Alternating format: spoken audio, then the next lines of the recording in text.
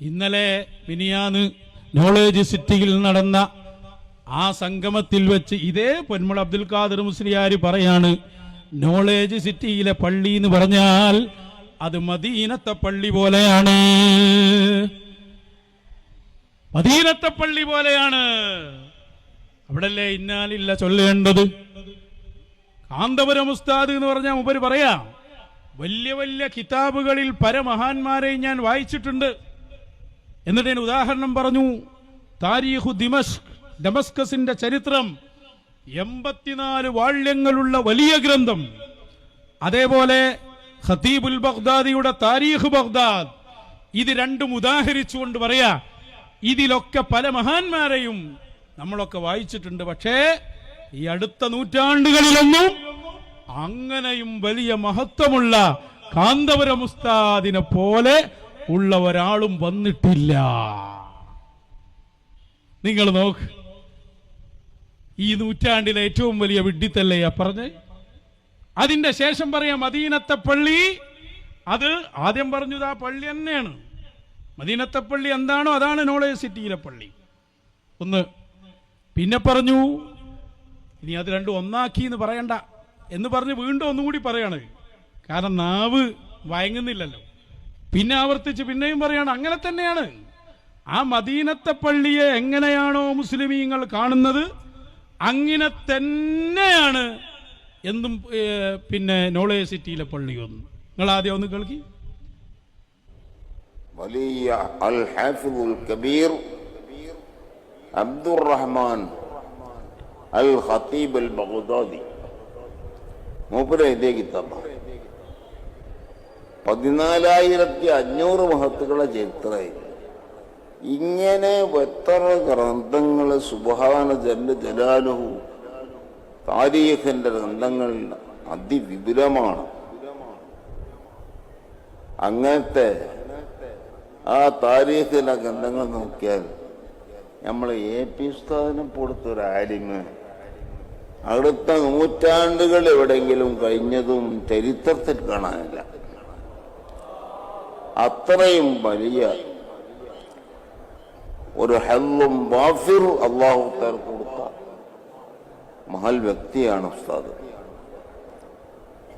ഞാൻ നേരത്തെ റസൂലുള്ളാഹി സ്വല്ലല്ലാഹു അലൈഹി വസല്ലം തങ്ങളുടെ ആസാറുകളൊക്കെ സൂക്ഷിക്കപ്പെട്ട, അല്ലെങ്കിൽ അതൊക്കെ നമുക്ക് ഓർമ്മ വരാൻ കാരണമാകുന്ന മദീനത്തെ പള്ളിയാണ് ഇന്ന് ഇവിടെ ഇരിക്കണ ഈ പള്ളി.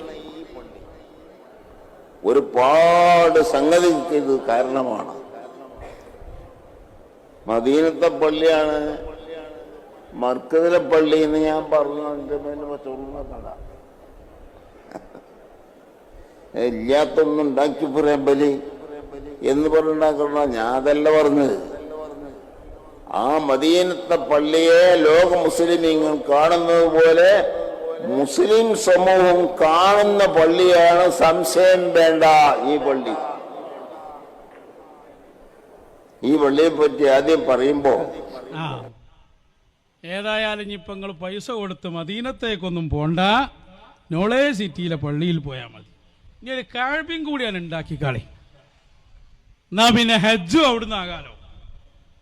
ബാക്കിയുള്ളതൊക്കെ ആയി. എറണാകുളത്ത് നിന്ന് ഒരാൾ പ്രസംഗിക്കുന്നത് റസൂല് തന്നെയാണ് കാന്തപുരം എന്നാണ്. അപ്പൊ റസൂലുമായി. പിന്നെ സിറാജില് മൗലിദുൽ അക്ബർ നാളെ ജാമിഉൽ ഫുതൂഹിൽ എന്ന റിപ്പോർട്ട് ഞാൻ ഇങ്ങനെ വായിച്ചപ്പോൾ നാളെ ജാമിഉൽ ഫുതൂഹ് അഥവാ നോളേജ് സിറ്റിയിലെ പള്ളിൻ്റെ പേരാണ്. അതിലിങ്ങനെ വായിച്ചാൽ അതിൽ കാണാം പ്രത്യേകം തയ്യാറാക്കിയ റൗലത്തുൽ മുസ്തഫയിലാണ് വിശ്വാസികൾക്ക് തിരുശേഷിപ്പുകൾ കാണാൻ സൗകര്യം ഒരുക്കുന്നത്. അപ്പൊ റൗലയുമായി റൗലത്തുൽ മുസ്തഫ സല്ലല്ലാഹു അലൈക യാ റസൂലല്ലാഹ്. എന്താ പദ്ധതി നിങ്ങൾക്ക് മനസ്സിലാവുണ്ടോ? ഓൽക്ക് അവിടെ ഒരു ഹുജറത്തു ഷരീഫ് ഉണ്ടാക്കണം. എന്നിട്ട് മടവൂർ ശൈഖുനയുടെ സമീപത്തേക്ക് വരുന്ന ആളുകളെയൊക്കെ ഈ പറഞ്ഞ നോളേജ് സിറ്റിയിലേക്ക് കൊണ്ടുവരണം. അതിനുവേണ്ടി ഇത് ബിസിനസ്സാക്കി നടത്തുന്ന സാക്ഷാൽ ഹക്കീം അസരി ഉണ്ടല്ലോ, ബിസിനസ്മാൻ, അയാളാണ് ഇദ്ദേഹത്തെ കൊണ്ട് ഇത് പറയിപ്പിക്കുന്നത്.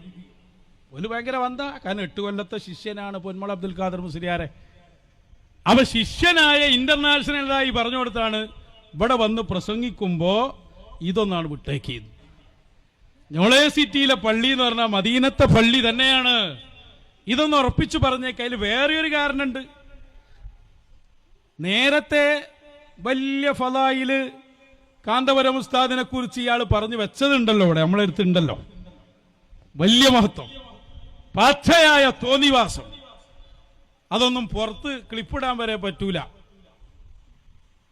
എന്ന് പറഞ്ഞാൽ ഡൂലാന്ന് അതിന് മഴനല്ല. ഇടാനും ഞങ്ങൾ തയ്യാറാണ്. ഇടാൻ നിങ്ങൾക്ക് അഭിപ്രായം ഉണ്ടെങ്കിൽ നിങ്ങളൊന്ന് പറഞ്ഞേക്കി. ഞങ്ങള് സമ്മതം കിട്ടിയാൽ പിറ്റേന്നിടും. മനസ്സിലായോ? ഞങ്ങളിപ്പോ നിങ്ങളെ വിളിച്ചതാണെന്ത്, നിങ്ങളൊരു 4 ആള് ഉത്തരവാദിത്തപ്പെട്ട ആള് വരി. എന്നിട്ട് നിങ്ങളുടെ ജോയിന്റ് സെക്രട്ടറിയായ ഇയാൾ പറയുന്ന വാക്കുകളുണ്ട്. ഇപ്പൊ പറഞ്ഞല്ലോ ഈ നൂറ്റാണ്ടിൽ ഇങ്ങനത്തെ ഒരാളുണ്ടാവില്ല. ചിലപ്പോൾ നിങ്ങളെ മനസ്സിലുള്ള ഇതേപോലെ ഒരു സാധനം ഉണ്ടാവില്ല എന്നായിരിക്കുമോ, ഞങ്ങൾക്കറിയില്ല. നിങ്ങൾ പറഞ്ഞതെന്താ? ഇത്രയും വലിയ ഹല്ലുള്ള ഒരാളെ ഈ നൂറ്റാണ്ടിലൊന്നും കണ്ടിട്ടില്ല.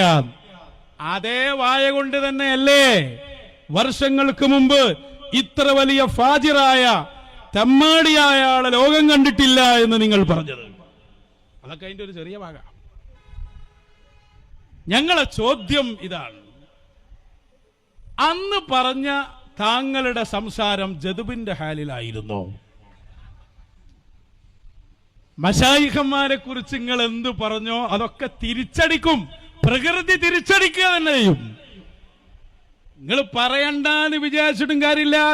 നിങ്ങൾക്ക് പ്രകൃതി തരുന്ന ശിക്ഷയാണിത്.